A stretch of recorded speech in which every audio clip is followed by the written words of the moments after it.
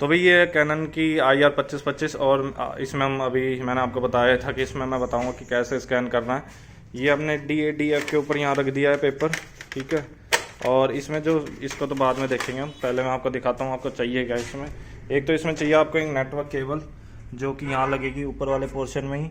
इसकी एक ये वाली है, सबसे पहले मैं ये वाले लेके आया था जिसमें ये वाला कनेक्शन हो जाता है। ये कुछ दिखने में ऐसी है, पर इससे हम क्या कहते हैं प्रिंट आउट निकाल सकते हैं। इस वाली से हम जो दूसरी वाली है मैं इसको निकाल के दिखाता हूँ, काफ़ी टाइट फंसी हुई है। ये देखिए कुछ ऐसी है नेटवर्क केबल, ऐसी दिखेगी ये ऊपर वाले जो इसमें ये है, इसमें ये सॉकेट है, इसमें यहाँ अटैच हो जाएगी। ये देखिए यहाँ इसमें अटैच हो चुकी है। वहीं ये जो दूसरी चीज़ है ये आपको करनी है इसमें अपने कंप्यूटर में ऐड। ये जो दूसरा इसका सॉकेट है ये यहाँ इसमें डालना है, इस साइड प्रिंटर में लैपटॉप में ही। तो यहाँ से इसमें तो पहले आपको 2 सॉफ्टवेयर चाहिए। ये देखिए यहाँ मैंने 2 किए हुए हैं, कैनन के आपको यहाँ दिख रहे होंगे 2, Canon URF second printer driver installer, उसके नीचे ही है कलर नेटवर्क स्कैनर गियर 2। तो ये दोनों आपके सॉफ्टवेयर आपके लैपटॉप में इंस्टॉल होने चाहिए। जो ऐप है वो जो इसकी जो सॉफ्टवेयर है दिखने में कुछ इस तरह से होगा। यहाँ से देखिए कुछ यहाँ से कुछ ऐसा दिखेगा वो, और इसको हम यहाँ से स्कैन कर सकते हैं। यहाँ से हम स्कैन करेंगे इसको तो यहाँ पे आ जाता है ऑप्शन, सारे एडवांस सेटिंग्स का भी आता है इसमें, और इसमें यहाँ बहुत सारे ऑप्शन आते हैं। अगर सिंगल साइड आपको करना है तो यहाँ से सिंगल साइड कर सकते हो, ये एक साइड कर देगा। डबल साइड आपको करना है, आगे पीछे पेज स्कैन करने तो आप नीचे वाला इसमें डाल सकते हो। वहीं आपको ग्लास पे आपको स्कैन करना है, शीशे पे रख के करना है तो ये वाला सिलेक्ट करेंगे। वहीं इसमें पेज का भी ऑप्शन आता है, कितने पेज करने हैं कैसे। यहाँ इसमें डेंसिटी कर सकते हो, कितना डार्क आपको पेज चाहिए, लो चाहिए, हाई चाहिए, यहाँ से इस तरह से। वहीं इसमें यहाँ डिटेल आती है, क्वालिटी कैसी चाहिए, इनको भी आप चेंज कर सकते हो यहाँ से।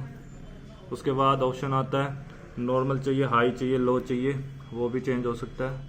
हम नॉर्मल पे रखेंगे। DPI चेंज करने का भी ऑप्शन आता है यहाँ।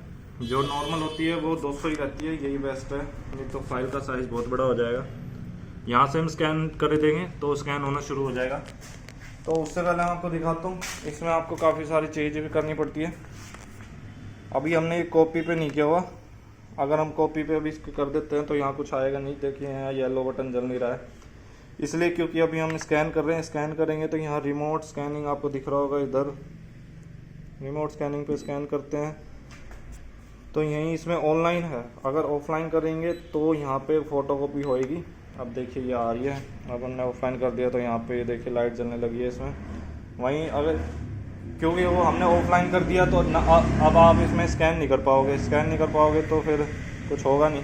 तो यहाँ से मैं अब दिखाता हूँ, इसको यहाँ स्कैन करेंगे एक तो यहाँ से इसको मैं कर दूँ ऑनलाइन। ऑनलाइन करने के बाद ये यहाँ से देखिए बटन, यहाँ से अब लाइट हट गई है। उसके बाद इसको यहाँ से इसमें पेपर डाल देंगे ऊपर, ये देखिए पेपर डाल देंगे।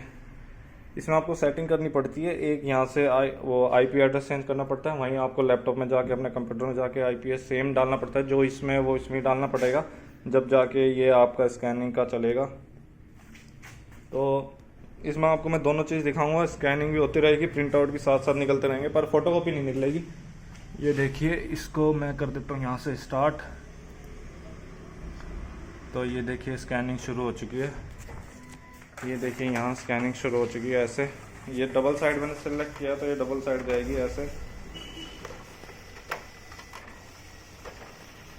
तो ये देखिए दूसरा पेज भी उसके बैक टू बैक आ रहा है। फिर इसके बाद मैं आपको इसमें दिखाता हूँ कि आपको प्रिंट आउट कैसे निकालना है। एक पेज मैं आपको निकाल के दिखा देता हूँ। इसमें ये फ़ोटो ही ले स्कैन करके दिखा देता हूँ, या कुछ और दिखाता हूँ आपको स्कैन करके।